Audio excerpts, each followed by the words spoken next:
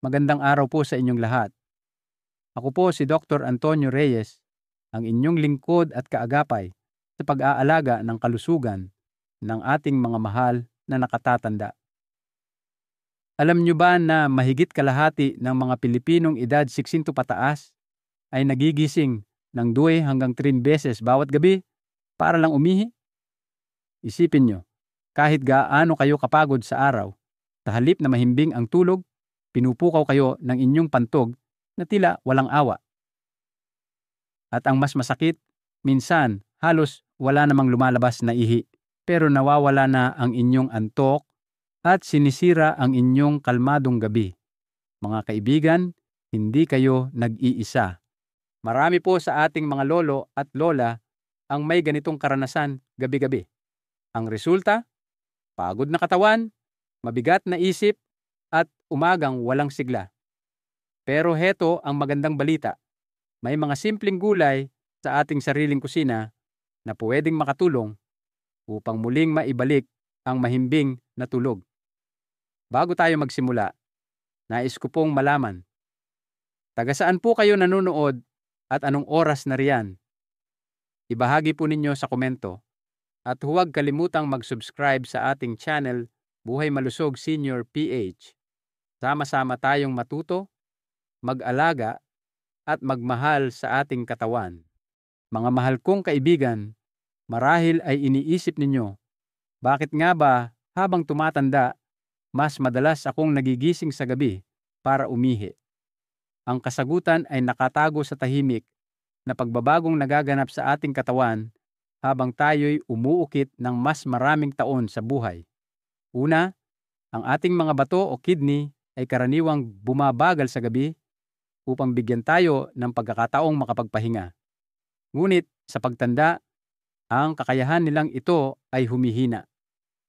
Sa halip na makapagpahinga, patuloy silang nagsasala ng maraming likido at diretso itong dumadaloy sa pantog. Ikalawa, bumababa rin ang produksyon ng isang mahalagang hormone na tinatawag na ADH, antidiuretic hormone. Ang tungkulin nito ay sabihing magpahinga muna ang mga bato sa gabi. Kapag kaunti na ang ADH, para bang araw pa rin ang takbo ng ating katawan. Kaya't mas maraming ihi ang nabubuo. Ikatlo, ang ating pantog ay nagiging mas sensitibo. Kung dati kayang mag-ipon ng 400-500 millit bago tayo makaramdam ng tawag, ngayon ay kahit 100-150 millipack pa lamang ay ipapadala na nito ang senyales na puno na. Kaya tayo'y nagigising kahit kaunti pa lang ang laman. Dagdag pa rito, ang mga sakit tulad ng diabetes at alta presyon ay nakadaragdag ng pasanin sa ating bato at pantog. Sa mga kalalakihan, karaniwan ding lumalaki ang prostate na pumipigil sa maayos na agos ng ihi. At sa mga kababaihan, pagkatapos ng menopause, mas humihina ang kontrol sa pantog. Mga minamahal kong lolo at lola, hindi kayo nag-iisa. Ang mga pagbabagong ito ay bahagi ng natural na proseso ng pagtanda. Ngunit, huwag po kayong mawalan ng pag-asa. May mga banayad at natural na paraan pa ring makatutulong upang maibsan ang abalang dulot nito. Mga mahal kong kaibigan, bukod sa mga pagbabagong dala ng edad, may ilang gawi sa gabi na hindi natin namamalayan ay lalo pang nagpapalala ng ating paghihi at pagkagising sa 10 oras ng gabi. Halimbawa, ang sobrang pag-inom ng tubig o kape sa huling bahagi ng araw ay nagdudulot ng biglaang pagpuno ng pantog sa kalagitnaan ng gabi. Ang mga pagkaing maalat o mamantika sa hapunan ay humihila rin ng mas maraming tubig sa katawan, kaya't mas madalas ang paghihi. Hindi rin natin maikakaila ang papel ng stress at pangamba. Kapag puno ng alalahanin ang isipan bago matulog, mas nagiging alerto ang katawan, mas sensitibo ang pantog, at kahit maliit na tawag ng ihi ay agad nating nararamdaman. At huwag kalimutan, ang kakulangan sa tamang oras ng pagtulog o ang pag-antala ng pahinga dahil sa telebisyon o cellphone ay pumipigil sa ating katawan na makuha ang ritmong kailangan nito para sa mas mahimbing na tulog. Mga lolo at lola, tandaan natin, kahit maliliit na pagbabago sa ating mga gawi sa gabi ay maaaring magbukas ng mas payapa at mas mahaba pang pagtulog. Mga mahal kong kaibigan, isa sa pinakasimpleng gulay na matatagpuan sa ating mga palengke ay ang upo. Madalas natin itong tinitingnan bilang karaniwang sangkap sa ulam, ngunit lingid sa kaalaman ng marami, taglay nito ang kapangyarihang makatulong sa ating pagtulog sa gabi. Hayaan ninyong ikwento ko ang karanasan ni Aling Carmen, isang 81 taong gulang na ginang mula sa Batangas. Gabi-gabi siyang natutulog ng alas 10, ngunit 3 beses siyang nagigising upang umihi. Kaunti lang ang lumalabas, pero malaki ang abala, kaya't sa umaga, pagod siya, may mga eye bag, at mabigat ang katawan. Sinubukan niya ang iba't ibang paraan. Bawasan ang tubig, iwasan ang alat, pati sleeping pill, ngunit halos walang nagbago. Isang gabi, iminungkahi ng kanyang manugang ang maligamgam na katas ng upo. Pinakuluan lamang, sinala, at ininom 2 oras bago matulog. Sa loob ng 1 linggo, ang 3 beses na paggising ay naging 1 na lamang. Naging mas sariwa ang kanyang umaga, mas magaan ang kanyang pakiramdam, at muli siyang nakakapaglakad ng masigla. Mga lolo at lola, ang sikreto ay nasa likas na katangian ng upo. Higit 90% na tubig, ngunit may banayad na kapangyarihang magpalamig at magpakalma sa ating katawan. Hindi kailangang maging mamahaling gamot. Minsan, ang solusyon ay tahimik lang na naghihintay sa ating kusina. Mga kaibigan, kung may isa pang gulay na halos araw-araw nating nakikita sa palengke, ngunit bihirang pahalagahan, ito ay ang kangkong. Karaniwang iniisip natin itong simpleng gulay, pang-adobo o pang-sabaw. Ngunit, taglay nito ang yaman ng magnesium at potassium.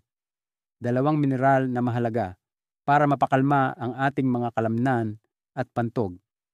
Hayaan niyo pong ibahagi ko ang kwento ni Mang Ignacio, isang 92 taong gulang na retiradong kartero mula Pampanga. Gabi-gabi siyang nagigising ng 2 beses, 1 beses sa hating gabi at isa pa bandang alas 4 ng umaga.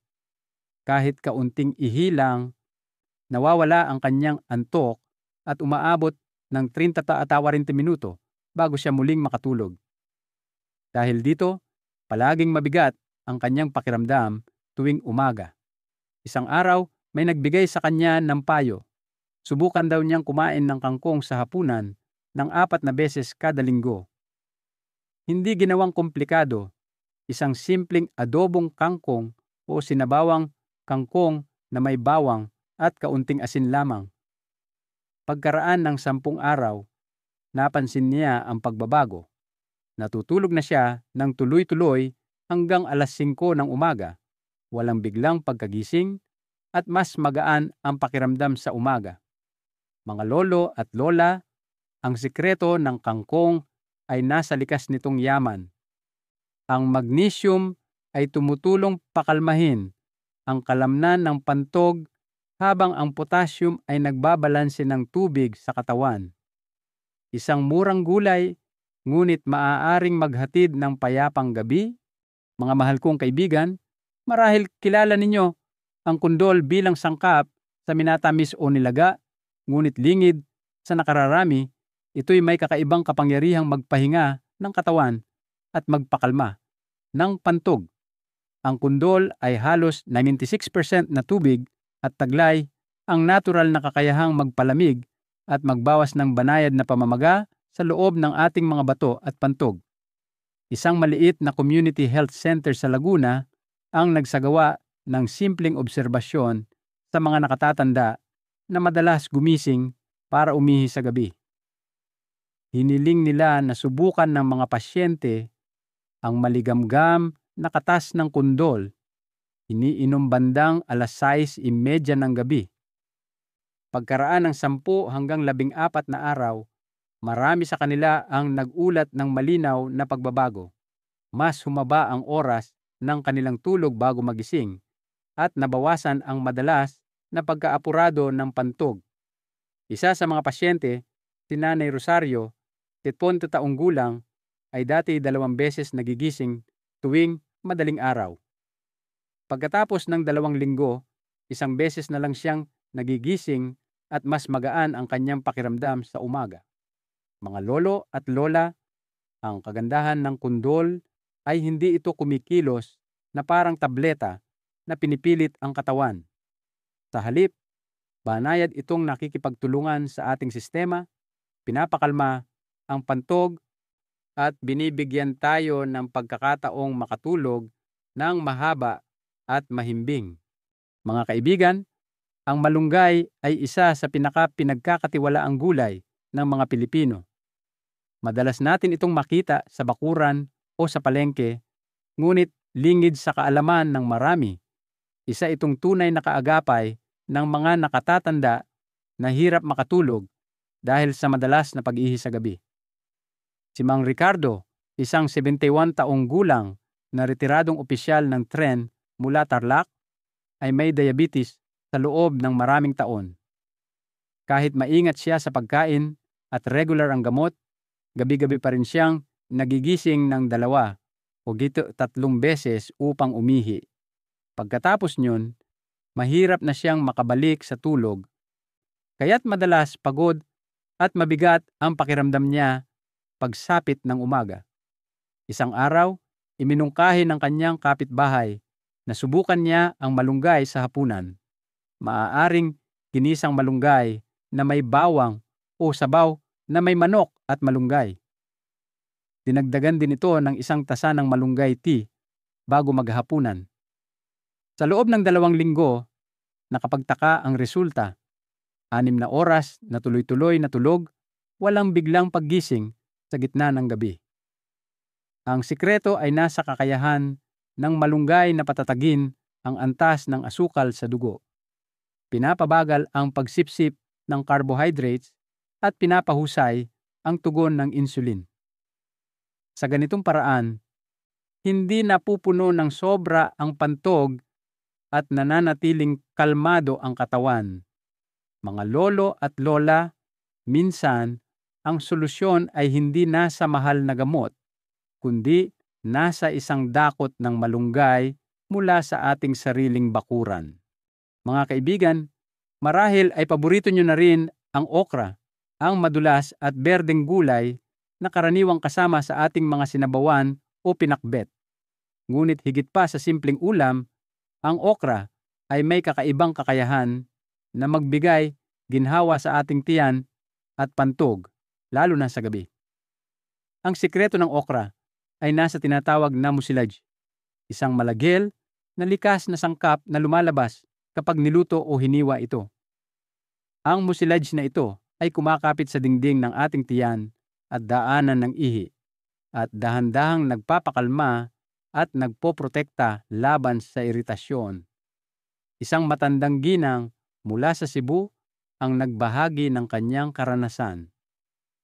Ilang buwan siyang hirap sa putol-putol na tulog dahil halos gabi-gabi ay napapadalas ang pag-ihi. Sinubukan niyang baguhin ang isang simpleng bagay. 4 na beses sa 1 linggo, naghanda siya ng ginisang okra na may sibuyas at kamatis. Pagkaraan lamang ng 10 araw, napansin niyang bumaba ang pagkaapurado sa gabi. Mas kalmado ang pantog at mas magaan ang kanyang pakiramdam bago matulog. Bukod pa rito, ang okra ay mababa sa calories, mataas sa fiber, at may banayad na epekto sa panunaw. Perpekto para sa katawan ng ating mga lolo at lola. Mga mahal kong kaibigan, minsan ang isang simpleng mangkok ng nilagang okra sa hapunan ang maaaring magbigay ng kapayapaan sa inyong gabi. Mga mahal kong kaibigan, bukod sa mga gulay na ating natalakay, napakahalaga rin ng ating mga gawi sa gabi. Ang simpleng pagbabago ay maaaring magdala ng malaking ginhawa. Una, ugaliing kumain ng magaan at maligamgam na hapunan bandang 7:00 ng gabi. Iwasan ng sobrang alat, mamantika, maasim o maanghang na ulam na maaaring mag-iritar sa pantog. Ikalawa, pagkatapos kumain, iwasan muna ang pag-inom ng maraming tubig sa loob ng 30 minuto upang hindi agad mapuno ang pantog. Mas mabuting uminom ng sapat na likido ng mas maaga sa araw. Ikatlo, maglaan ng ilang minutong paglalakad o banayad na ehersisyo pagkatapos kumain upang gumaan ang panunaw. Pagkatapos nito, hayaan ang katawan na mag-relax, patayin ang TV o cellphone ng mas maaga at italaga ang oras sa payapang pagtulog. Mga lolo at lola, tandaan, ang maliit na disiplina sa gabi ay puhunan para sa mas mahimbing na tulog at mas masiglang umaga. Mga mahal kong lolo at lola, tandaan po natin, bagamat may mga gulay at simpleng gawi na nakatutulong, mahalaga pa ring maging maingat.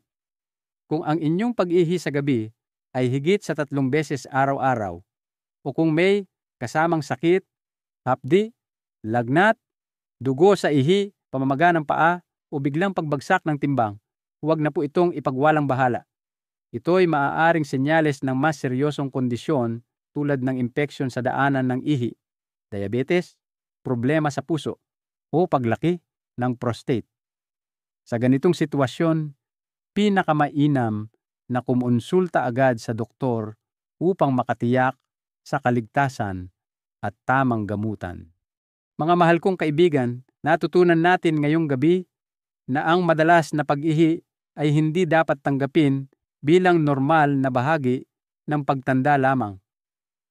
Oo, may mga pagbabago sa ating katawan, ngunit hindi ibig sabihin nito na kailangan na nating isuko ang ating payapang gabi. Ang mga simpleng gulay tulad ng upo, kangkong, kundol, malunggay, at okra ay nagsisilbing biyaya mula sa kalikasan, mga kaalyado na tahimik na sumusuporta sa ating katawan. Ang aral dito, ang tunay na pag-aalaga sa sarili ay hindi laging nasa mamahaling gamot, kundi sa matalinong pagpili ng pagkain, tamang gawi, at pakikinig sa ating katawan. Mga lolo at lola, karapat-dapat po kayong magkaroon ng mahimbing na tulog at masiglang umaga, araw-araw. Mga mahal kong lolo at lola, kung naramdaman niyo pong nakatulong ang mga simpleng tips na ito, huwag kalimutang mag-iwan ng komento sa ibaba at isulat ang salitang pahinga. I-like, i-share sa inyong mga kaibigan at mag-subscribe sa Buhay Malusog Senior PH. Sama-sama po tayong maglakbay tungo sa mas payapang gabi at mas masiglang umaga.